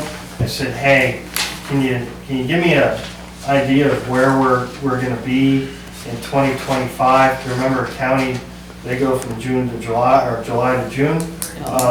And I said, can you give me just an indication if we're going to have an increase in fees? And his response was he didn't know. He had no idea, and it could be anywhere from potentially as much as, let me see. He gave me a number. He's assuming that it could be as much as, I think it was 30% on the high end, or no increase at all. Oh boy, that's a wide I range. think that was the email he gave me. Got that narrowed You saw down. that email? So you put in 185, is that right?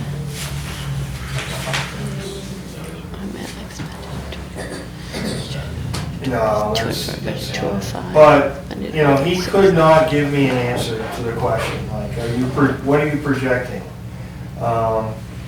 And, honestly, he couldn't answer that question for us. So this 185 could be spot on, it could be a little less, or it could be a Could be little high. more. The Yeah. historicals that we had, we based it, Actuals and 2 estimates. yeah. So I have that right here. We spent 136. So the $44,220 is based on $185,000 annually. And so, we've already made 2 payments. And so we're estimating the next 2 payments, the last 2 quarters, will be the same. Thayer has not contacted me. As a matter of fact, I spoke to him today, and he hasn't indicated that there's going to be any increase. Question.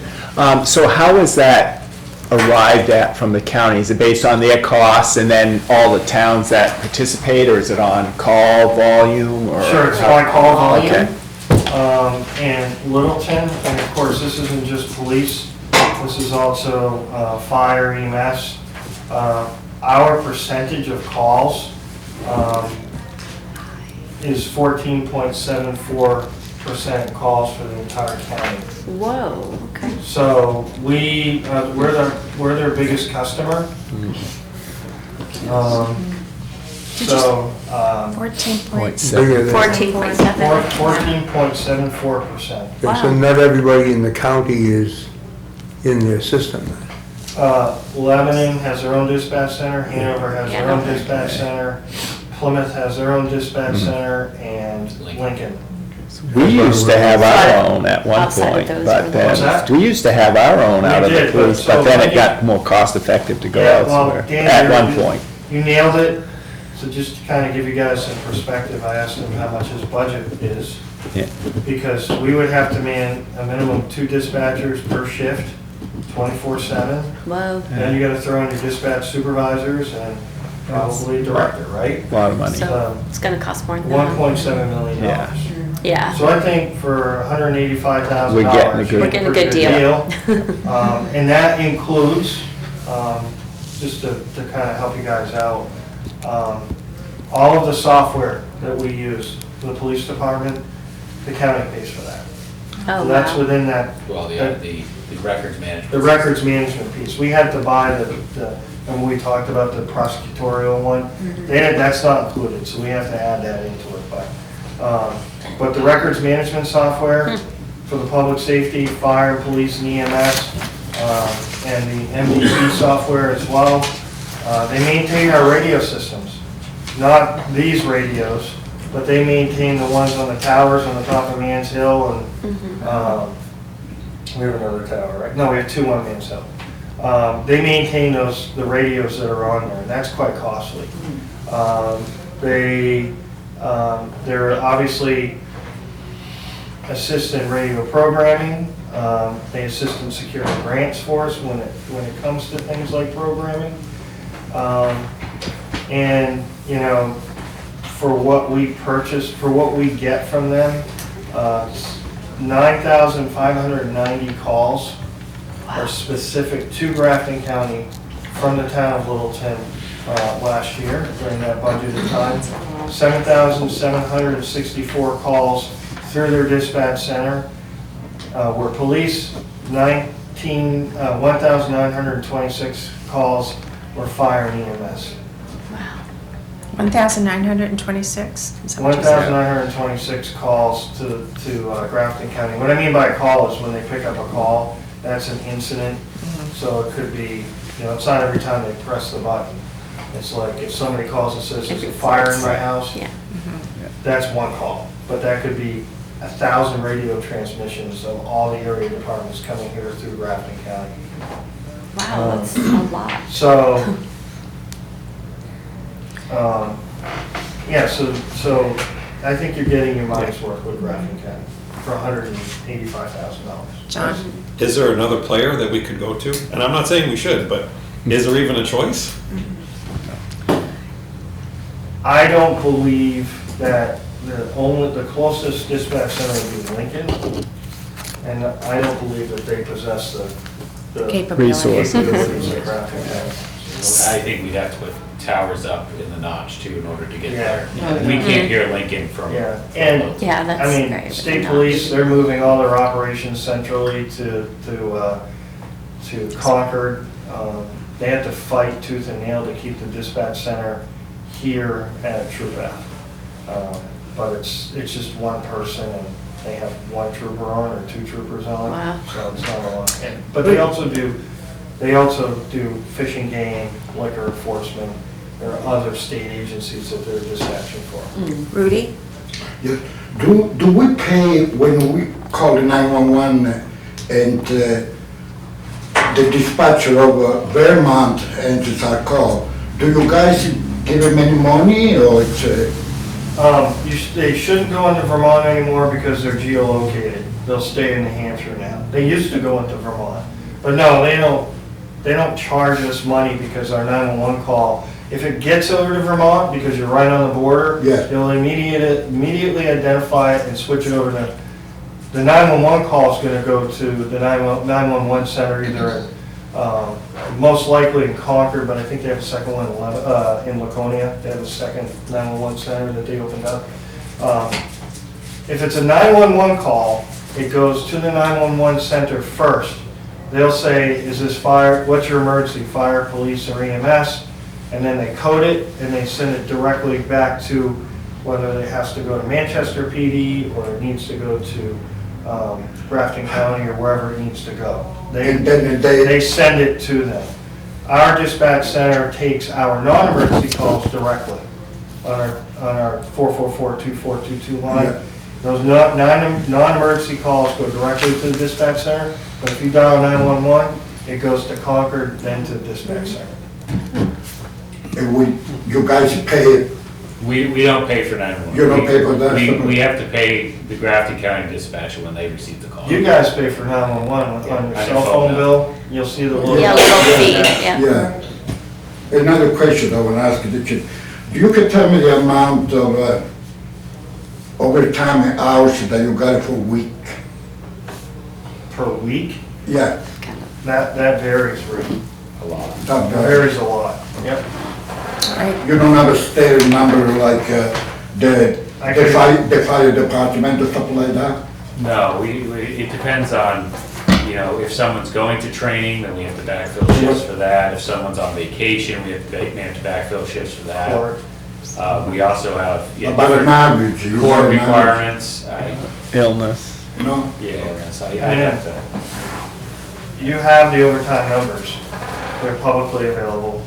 I know. I don't know if I can give you an average, maybe you see Okay, it every week, alright. probably $2,000 We or see it every week $3,000. Every 2 weeks. Yeah, we get like, I About think. $2,000, $3,000 a week, something like that. Yeah, it's 5,000-6,000 usually for 2 Every weeks. 2 For weeks. every 2 weeks? Yeah. Yep. 5 or 6,000 for every 2 weeks. So, at some point, I've already talked to you about the quarterly meetings and who should we have for our January or for our April one. And I was thinking about the county, and I didn't know if, I was talking to Linda as well, if that was even someone that the town, some of your department directors would like to speak to and ask different questions of county officials. But if you should think about it and get back to Linda or to Troy, that would be helpful. Because we do want to be represented at the county, we want to be represented down at Gawker, we want to be represented everywhere. So is there any specific issue, I'm not asking for it tonight, but are there any specific issues that you would like to address with any of those officials? You don't have to tell me tonight, I just want to kind of line up who we have for January or April. Well, you also know that your county attorney and sheriff-elect. You know, the county attorney lives in Littleton, the Yeah. sheriff-elect. I didn't was know in Yeah, that. she Littleton. can. Yeah. So, you know, we have pretty good representation now at the county level. It'd be great to have her come in. The commissioners, you know, they represent different quarters of the, or 1/3 of the county, each one of them, so. Well, sometimes it's, what we ask of them is that they can tell us what's new on the horizon or what some initiatives are, so, Maybe she. yeah, And I- that sounds good. Believe your county delegation, all 3 of them are new to the delegation. Mm-hmm. So that just shifted. They're all brand new. Yeah, all brand new first year, yeah. That's a good point, though. They have a big capital project proposed. John? Over here. Oh, Who is our county commissioner now? I don't remember. I don't know. Who's our, Is it? McLeod. oh, Mark McLeod? Yeah, It's true business. Stroop is her family name. Yeah. right. I went to school. Keep current. Yeah. Sorry. All right. Well, that's good. Good to know. Good idea. Thank you. I think that's it for this part. Appreciate your presentation and your presence here tonight Thank you. and all the service that you give the community. Thank you. Thank you. Thanks.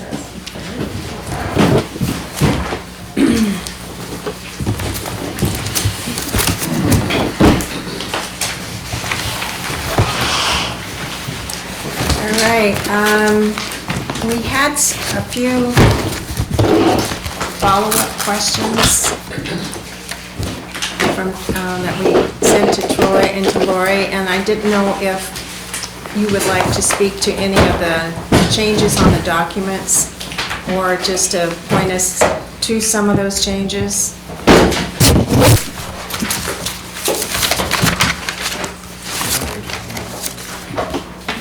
Well, one of the things Lori just handed out this evening to you is over the last week, we went back and took a look at revenues, do the whole revenue schedule again, and I think we were able to increase some of those lines, try to help offset your costs. And we're looking at some of the warrant articles, because the warrant articles are still very much fluid. But we were taking a look at some of the warrant articles that were proposed and have either removed some or instead of proposing to do an outright purchase, they're proposing to do a lease purchase. So I think kind of the comment that was made, I think it was John at one of the prior meetings, was that, either putting money away in these capital reserve funds and saving for the future, or just outright taxing folks for this piece of equipment that has value for many years. If you spread that cost out, I think it's a better approach than either taxing myself the full amount, or a good example is, I was joking with the fire chief and our public works director today, and I get it, but the pieces of equipment that you're looking at replacing in both those departments is hundreds of thousands of dollars. And taxing residents to put $50,000 in a capital reserve fund, I guess, it's an effort, but really it's not going to accomplish it. What I was, probably won't be proposing it this year, but what I'd like to do next year is come back and recommend creating some capital reserve funds that can be there for expensive repairs, unanticipated, catastrophic repairs. $50,000, $100,000 laying around the capital reserve fund for repairing vehicles, equipment can go a long ways. And then really taking a look at our capital improvements plan and figuring out, how are we gonna move forward? We're gonna be looking at financing this, all of this stuff, and laying out a plan that we can line things up so that we can try to have a stable CIP plan. And I think the only way you're gonna do it, it's gonna be really based on financing. It's not gonna be putting money away. If you have a ladder truck, I believe that, is in need of replacement sometime soon. I've seen the grader down there at the highway garage. The ladder truck's over $1 million. And it's good, you're not gonna be able to put enough money If away. we save to save up 50,000 that. each year. The grader is, I think graders are $300,000 and, $50,000 a year is just, you're never gonna catch up. And that's fine. But we need to develop a plan to identify what we're gonna replace and how we're gonna do it. So hopefully next year when we're sitting here, we'll have a plan that we put together for that. We did have a spreadsheet that was presented to us, Yeah. say maybe 5 years ago, okay? Yeah. That addressed a lot of those items. I'm not sure how accurate it was. It was under 2 prior administrations. Dorset, Andrew Dorset. Yeah, so, Probably. and obviously it would need to be. My guess is the needs are still there. A lot of those items, maybe some of them have been addressed, but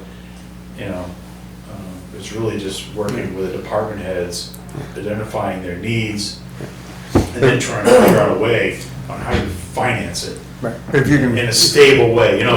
It'd be nice, and it's not that easy, but it would be nice that you sort of have this fixed amount that is dedicated to CIP in your annual operating budget. And it doesn't go up and I down. really It's gonna go up and down a little bit, But not- as stable as you can Yeah, get it, yeah. is the goal. It's not gonna be perfectly. I like how DPW basically looked at, the sidewalks and the roads and the guardrails, and they're starting to put monies, or an expectation of how much that'll cost each year. So that's really a good approach. Am I understanding you that you're advocating financing over capital reserve? That's my position right now, looking at the balances that you have in your capital reserves. Well, for example, the police department has a program. I think they know that they're gonna replace their 4 cruisers every 4 years, right? Right. And that's working, and that's affordable. You can put the money in the capital reserve, save up for it, and in year 4, you've got the money there to purchase the cruisers. So you don't have. That's a to- program that works. You could change that to a lease purchase program, but that one's working, and you can see it's pretty stable, right? We haven't talked about it, but, maybe you have a capital reserve for your, every 5 years, we know we're gonna be updating our property values, or somewhere in between, we may be doing some work as well. Is that something that we've kind of set aside money for each year, so that if we need to do a statistical update in between our update years, the money's there. When we hit, as you'll see this year, we had to come up with $100,000 to do our update. So a statistical update is about 100 grand. No, the update for this year Okay. is about 100 million. I don't know what, I don't know, but I want to guess, it's at least half, because it's more of a desktop exercise. And that would follow along your discussion with the board on maintaining a certain equalization ratio. Exactly. So, yeah. Yeah. Yeah. Okay. So, Laura, do you want to, I don't know, you guys can take this home, or you want to just kind of hit some of the highlights of what we done. So, on the tax rate summary tab, well, of course I can email it to you, so that's why I said it that way, but it's a long sheet that shows all the list of warrant articles. And as Troy said, we removed a few, we reduced some amounts, and we changed the equipment to lease purchase agreements, with the first year payment coming from taxation built into here. With the revenue adjustments we made, we're looking at, Article 8, it says it's the general fund operating budget. It's just over 11 million, with the revenue offset of just under 4 million. So you're just over 7 million for the general fund, so $5.08 impact on the tax rate. And it goes down, each of the articles that we have. On the page 2 of it is petition warrant articles that have not come in yet, they're italics because we're still waiting for them to be certified if they've been received. As they get certified, I'll move them up and count them for sure, but we want to just plug those dollar amounts in, so we're counting them. So we come down to the total general fund and warrant articles. The tax amount would be the $8,972,598. We're looking at overlay of $250,000 because figuring that when people get their tax bills this time next year, that's when they'll apply for abatements, and so it really won't hit until the 2026. Right. So we don't need to have 400 like we thought, so we decided to bring that down to 250. More service credit stays the same, and then again, anticipating that maybe using 350 to reduce the tax rate, instead of, we used 700 last year and we want to get off of it, but slowly weaning it down. I was gonna say, like, pay off the credit card slowly, huh? Yeah, I could easily put 0 there, but I know that's not realistic. I think, That's 16. I'll be working with the board on our policy, but I would like to hope that our goal is that we, that number is 0 one day, and that some of these warrant articles that you see that we're raising money for could actually be funded from the unassigned fund balance. Okay, If the money's available. Okay, but in this spreadsheet, you're computing all this based on your anticipated new valuation for next year? Yep. And the reason we're doing that is because? Show. Well, we're gonna be 100% valuation Yeah. next year, so you have to change your property values to reflect that. But other than obviously it kind of distorts, so you're showing a property tax decrease of $8.66, which is actually a property tax increase of some percentage. Property value increase, that's why double. the tax goes down, because the values went way Well, up. but the property tax increase of a certain percentage. Or stays the same, we don't know. So I think that, Well, no. I think his question is, so what you have, Steve, for all the proposed operating Probably budget increase, right? and all the warrant articles that have a cost. Right. Is what you're asking, is like, what's the bottom line? Yeah. And I believe on, do they have this? Yeah, that was the next one, I was just gonna get to that. The estimated revenue sheet, I kind of changed it up after Diane's question last week about, wanting to see the net comparison. So the estimated revenues, has your 3 columns for 22, 23, 24. The estimated revenues from the DRA, the final ones that we used. The actual, page 2 shows the actual articles that were voted. So it gives you the actuals that were needed from taxation, grand total, general fund, and articles. Again, showing your overlay. So it brings you down to your grand total municipal tax amount. Those were the amounts that Diane was asking about last week to compare. So in 2024, it's the $8,232,107. And so now with the changes that we've gone through, and it's at $8,999,798. So it's a 9.33% increase for 767. So where does? But I want to point out though, that that's, if you go up to the grand total, general fund and articles, do you see that? Yeah. And the number is $8,972,598. So that's your general fund, you see that? Right here. The general On fund the expense. general fund. General fund and articles, Yeah. 897. just above over the yellow line. 972. Yeah. So that's where we're adding up the proposed budget and all the warrant articles, subtracting all of our offsetting revenues. And you'll see $8.9 million. That's an increase over last year for the budget and all the articles of $363,472, or 4.22%. I don't have a lot of control over the items below that. The Right. overlay Right. amount, I mean, that overlay amount is not just town operations. When people apply for abatement, Right. we granted, there's a portion of that, the school and county government, not just town. And the war service credits, they are what they are. And the use of the fund balance, there's a reduction. Yeah. And so Yeah. that reduction is gonna drive the net amount that we need to raise.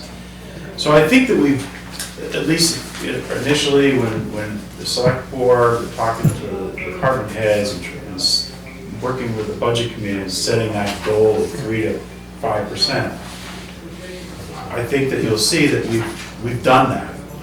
When you add up our operating budget warrant articles, we're at 4.22%. Going further down, I get it, it's not where you want to be. Yeah, I guess I'm just questioning, I understand, Lloyd, what you're doing about, against it, but I'm not sure what computing all this on an anticipated tax base does. You know, I would think we'd be just as well off working with this year's numbers and whatever that it comes out, because next year, those property values are gonna become whatever they are, and obviously not everybody's values are gonna go up by anywhere near the same amount. There's gonna be a, and I'm, It's gonna be an average, though. that's right. And I guess I'm still somewhat bothered by the dam valuation, because on the dam, when we did the pilot, if you would, the pilot equated to a dam value of somewhere around $177 million, Laurie, is that right? Yeah. It was in that ballpark. So we did a lateral move from a valuation of $177 million to a $4.1 million annual payment. So now we fast forward to where this year, the first thought in my mind would have been, okay, is if the pilot program goes away, that the dam value would revert to the $177 million, which is comparable to what my property value was at that point when the pilot started.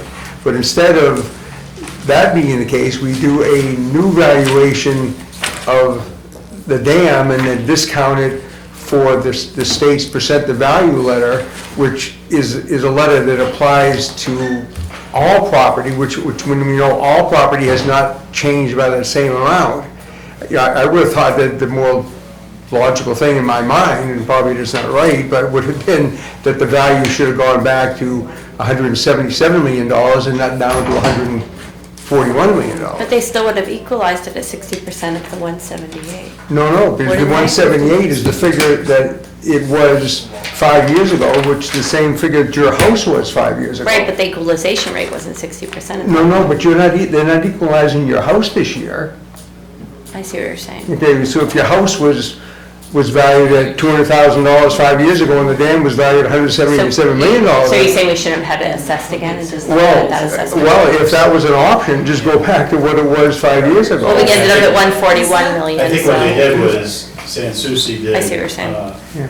He determined what the market value, the value of the dam was Right. today. Right. Then he applied the equalization. Right, Yeah. And so that's what they Yeah. taxed. But you didn't do my I didn't house, do that their in my house, or house. anybody else's house. 5 I see years what you're ago, saying. we put a value on your house and it remained, it didn't change. Right, exactly. And the dam's value at the time was $177 million when we made a lateral move to the pilot. So I guess the first question that popped in my mind, why didn't it just move laterally back to the value that it had Why would you 5 do years that? ago? That's 5 years old. Yeah, that's the way But everything. I guess what you're saying would have But been higher. my house's value is 5 years old. But Laura, Lori, are we talking, we're not talking apples to apples?